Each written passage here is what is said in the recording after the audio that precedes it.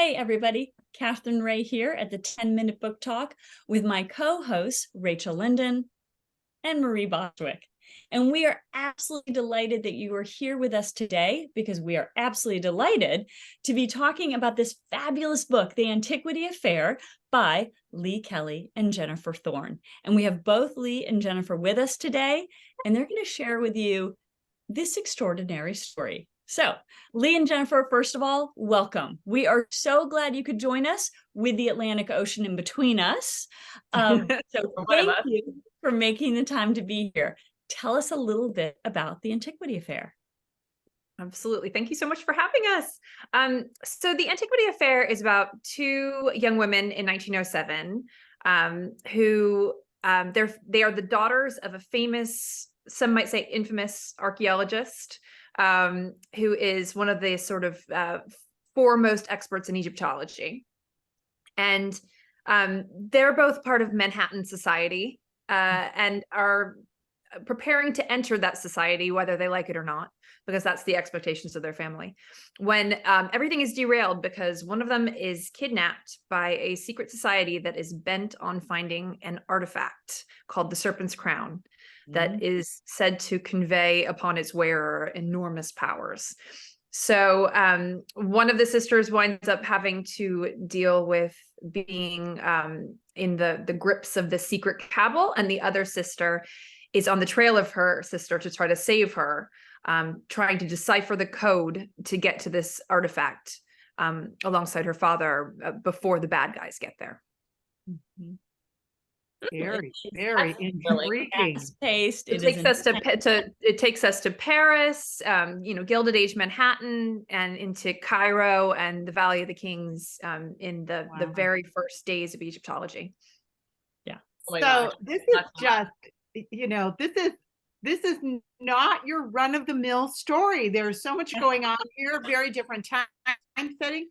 I just want to know where did the grain of the idea come from? Where was your inspiration? And did one of you say, hey, I got an idea? Or do you sit in a room and how did you do that? So I think it started because Jen and I very much wanted to work together. I think we came at this saying hey, what would you want to kind of team up with, right? Team up on. And we realized we have a lot of commonality, a lot of shared interests. And some of those interests included sort of this trove of 80s and 90s movies that we loved, right? And some of those movies, of course, are the Indiana Jones movies.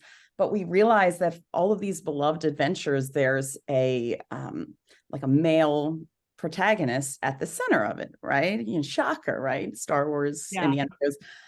And so we started to think about what would that look like, not only if there was a female at the center of that kind of story, but if there were two, if it was a story of collaboration versus just a single kind of rugged individual who sets out to save the day, how would that change the feel of the story and maybe modernize it a little bit too? And we started to get very excited about that. And then we decided to each take a sister. And from there, Jen, it was very collaborative from the get-go. We kind of, for months, threw ideas around how we wanted the actual plot to go. And then once we sort of settled on that outline, kind of took it from there with the drafting. Yeah, we researched. We decided to set it in the early days of Egyptology rather than kind of in a wartime setting. I thought it was an interesting time period, the turn of the century, where imperialism is starting to show cracks. The nationalist movements are starting to rise, and at the same time that Egyptology is a bunch of Westerners coming in and kind of plundering. And I think the research really informed, the storyline at that point. We started to find real mysteries from history, like the tomb of KV-55, which is a very, very strange archaeological site. Yes. And we were able to integrate that into the book and kind of solve the mysteries in a completely fictional way. There were so many questions that it almost begged for this lore behind it. And then we had fun kind of creating that lore. Yeah, filling in history. Yes, exactly. I love this so much. Gilded Age Manhattan, two strong women, Indiana Jones mashup. I love this very, very much. And I love that you're modernizing it. And I love that you're allowing women to have adventures too, because we've always been having adventures. We're just not the ones that got on film or got to be fictional protagonists. So I love that. I love this so much. So I'm curious, in the course of your research, so you've just given us a whole bunch of catnip. Now I'm like, okay, I have to go research this tomb. I know, KV55. I know, 1907. Super weird. No. Did I have any questions about Egyptology? No, but now I do. So that's so I'm wondering, in the course of your research, what was something that just really stood out to you or really surprised you?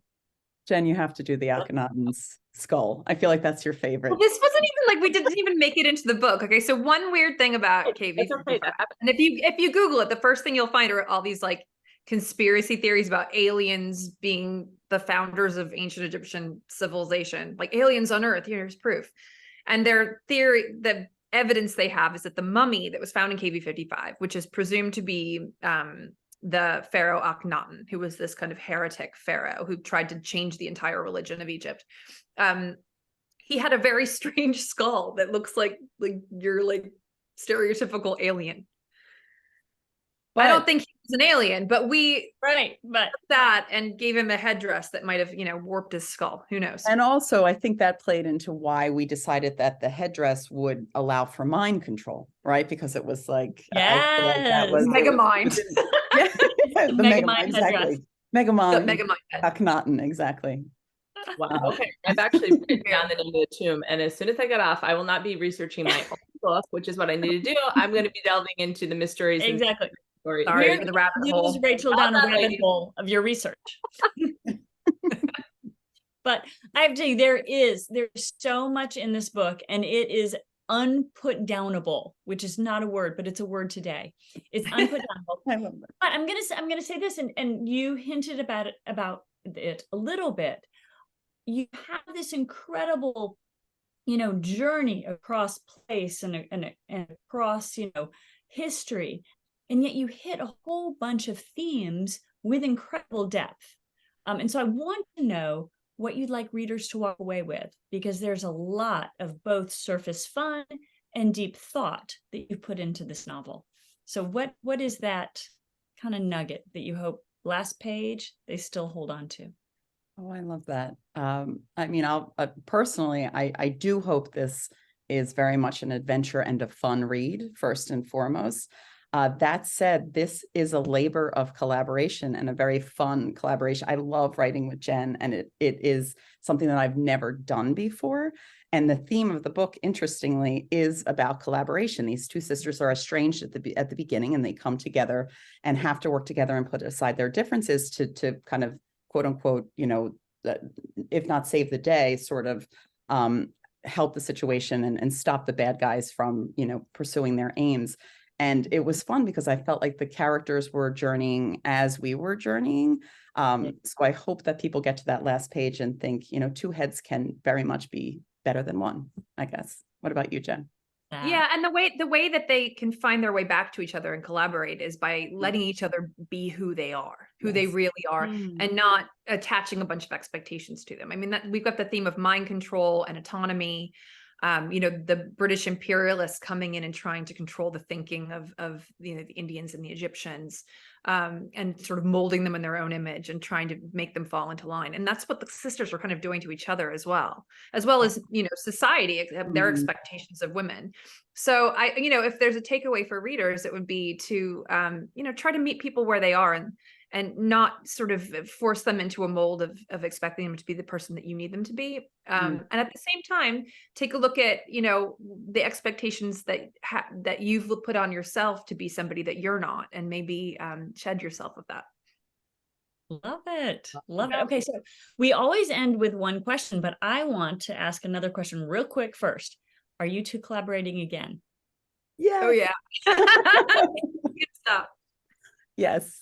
We have loads of books lined up. Oh, yes, we do. With the next one. Yes. Oh, thank you. We have a 10-year plan for global domination. Exactly. Start with We're becoming an evil secret society. I was going to say, I love. Okay, so I'm gonna put this in your evil domination plan. What's bringing you joy today? That's how we end every interview. I love So that. Jen, you go first, then Lee, what is bringing you joy today? Well, after I'm finished with you lovely ladies, I am meeting some other lovely ladies from my village. I'm going to walk up the hill through the autumn evening to the Crown Inn and join everybody for a drink. And I'm very excited about that. Oh, wonderful. Fabulous. That's amazing. And I am on a road trip actually with my daughter who's 8, and we never get this one-on-one time together. So it's just been such a joy to have this experience with her. So that's bringing me joy today, in addition to this wonderful interview. Thank you for having us. This has been great. Absolutely. Thank you for taking the time during that trip. That's amazing. Great. And you're right, those times don't come around very often. All right, everybody, we want to thank you for joining us today. Here is the book again, The Antiquity Affair, and go out and grab it. It is nonstop, fun, interesting, unstoppable, unput-downable. So Katherine Reay again with a 10-minute book talk, and we'll see you next week. Thanks so much. Bye. Bye.